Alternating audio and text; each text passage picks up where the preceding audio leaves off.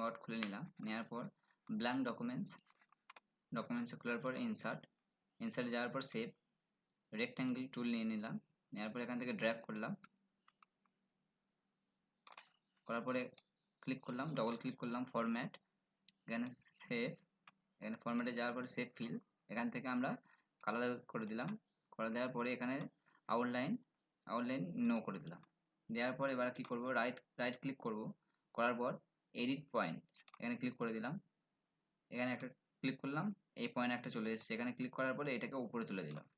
আবার এখানে ক্লিক করলাম, করার পরে এটাকে নিচে নামিয়ে নেব, নেওয়ার পরে এখানে রাইট ক্লিক অ্যাড টেক্সট, এখানে আমি টেক্সট লিখে দিলাম, দেওয়ার পর এবার কি করলাম, টেক্সটগুলোকে সিলেক্ট করলাম,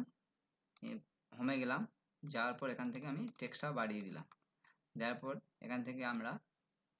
লাইন পেজ এটা 2.5 করে দিলাম, দেওয়ার পর আমি এখান থেকে ফন্ট চেঞ্জ করে দিলাম।